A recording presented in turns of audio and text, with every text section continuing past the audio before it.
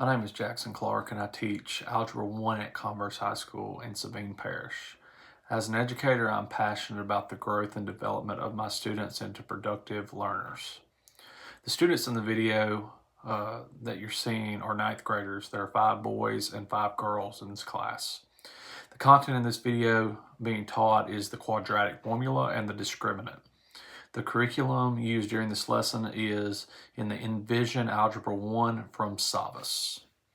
The objectives and goals of the lesson are to derive the quadratic formula by completing the square, solve quadratic equations in one variable by using the quadratic formula, and use the discriminant to determine the number and type of solutions that come from each individual quadratic equation. Prior to this lesson, I plan to emphasize the importance of when to know to use the quadratic formula or not.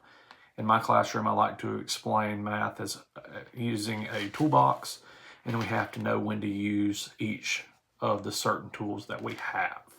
The essential understanding from this lesson is to know that the quadratic formula can be used to solve every quadratic equation and particularly useful for those that cannot be easily factored. The discriminant of the quadratic formula indicates the number of solutions to the equation. In this class, the student population is 13 students total, with 1 student having a 504 plan and 0 of the students having IEPs. That adaptations I use for all the learners and for those struggling is supplemental practice work weekly for the students falling behind. Also, seating in the class is based on students with better grasps of the material to aid struggling classmates, so grouping those students from the higher end and lower end of the learning to have a good mixture of proficient students, partially proficient students, and mastery students within the groups at each table.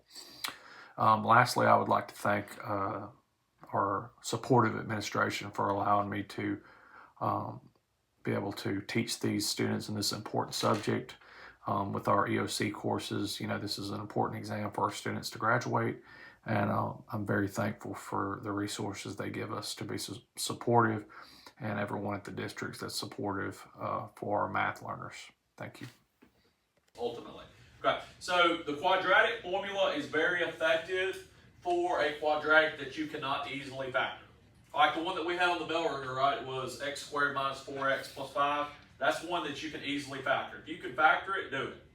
Obviously, if you get down to it, you have to graph it. You can graph it. And then we completed the square, and now we're using the quadratic formula. Okay, so let's look at this. Step number 1. Somebody read step number 1. Make sure the equation is set equal to 0 and written in standard form. Okay, so it has to be written in standard form. Whether that is ax squared plus bx plus c or just x squared plus bx plus c. It doesn't matter if that first term has a coefficient or not. That doesn't matter. It's still got to be in standard form. All right, step number 2. Identify A, B, and C. Identify A, B, and C. If there is not A, B, or C, it is what? You don't just leave it out. It's 0.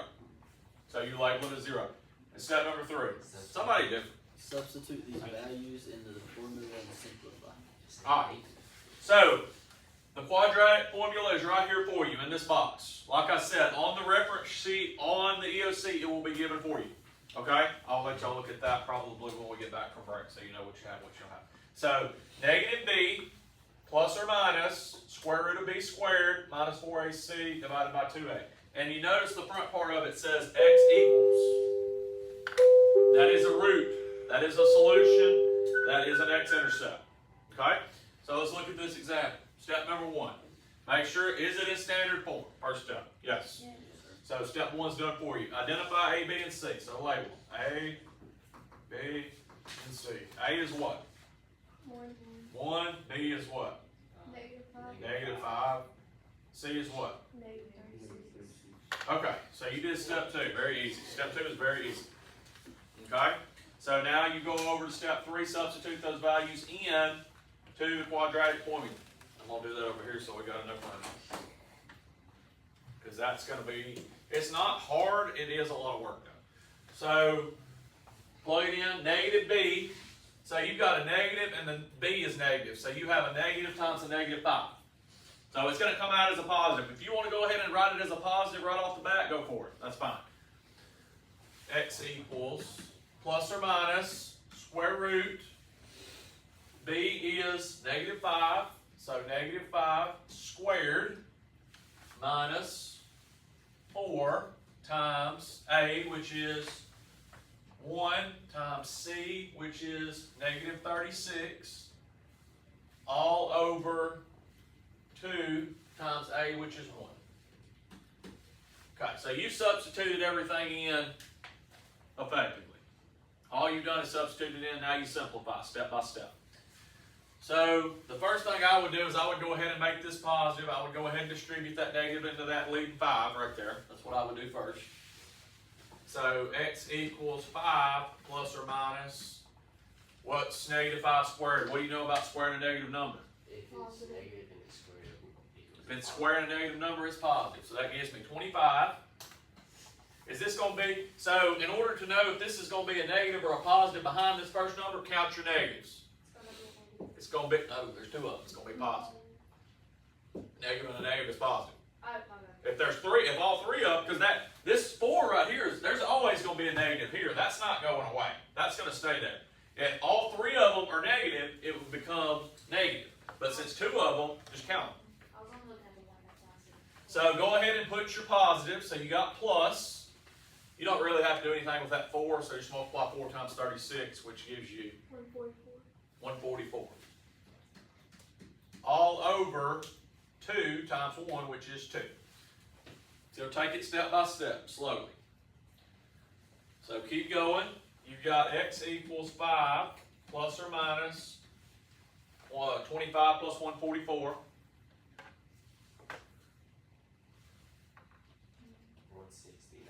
169. All over 2. So the next thing I need to do is I need to check my board over there and see if 169 is a perfect square. Because obviously if that's a perfect square, you're good. It is. It is. What is it? 13. Okay, so keep going. X equals 5 plus or minus 13 divided by 2. Am I done? No, I'm not done. You've got to set it up both ways. So I set it up as X equals 5 plus 13 divided by 2. And then I set it up as X equals 5 minus 13 divided by 2. So this simplifies, that's 5 plus 13, which is 18, divided by 2, which gives me 9 is 1, curly braces, 9, and this gives me X equals 5 and a negative 13 should give me -8 divided by 2, which gives me, what does that give me? -4. So your answers, your roots, are 9 and -4. And you should have known that once you did that discriminant, you do the discriminant every time. Once I did this part right here, this singular part, and that was a positive number like she said on that video, you should have known you were going to get 2 answers. Because she said that. If the discriminant is positive, 2 answers. If it equals 0, 1, and if it's a negative, we're not going to have any answers because we're not doing negative square roots right now. We're not getting into that.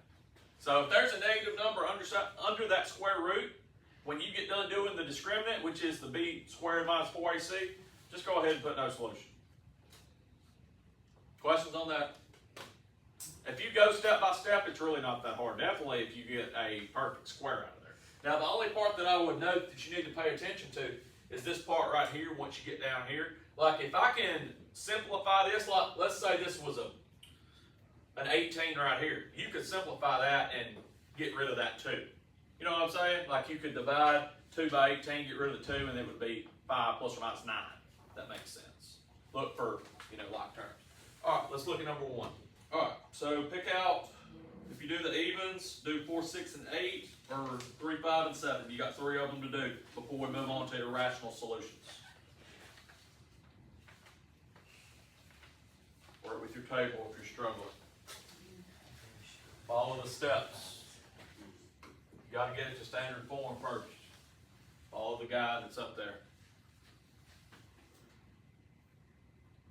3, 5, or 7, or 4, 6, 8. 4, 6, 4, 4, 8.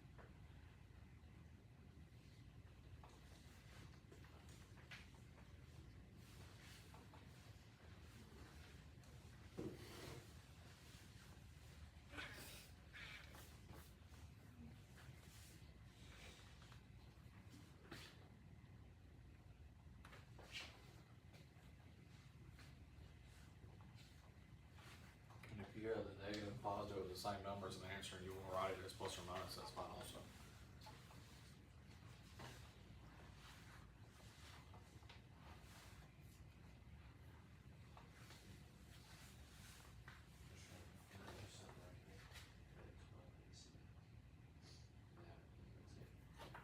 Yeah, you don't forget that, because once you lose that, you're gonna be in a bind. You gotta bring that down with you. Two in parentheses here. 2, 3. You did it 2 times, what are you talking about? Oh, I didn't know if you. No, I'm talking about the plus or minus. Okay. Because you're getting, if you only get one answer, that discriminant's telling you how many answers you're gonna get.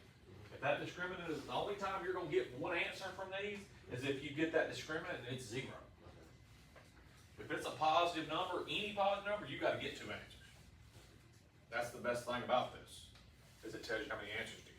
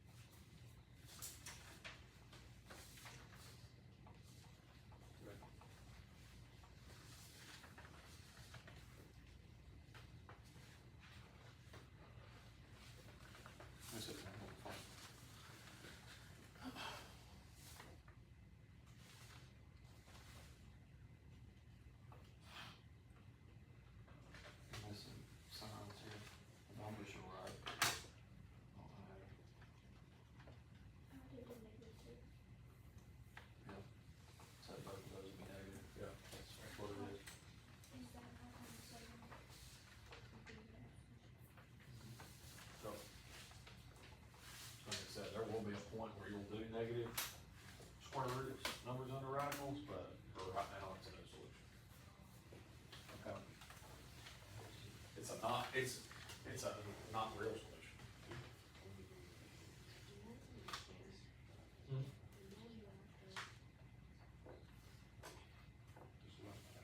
Why is this 4? It shouldn't be 4, that's the only thing that I see wrong. Should be 2, other than that is right. Set it up 2 ways, -9 plus 9 divided by 2, and -9 minus 9.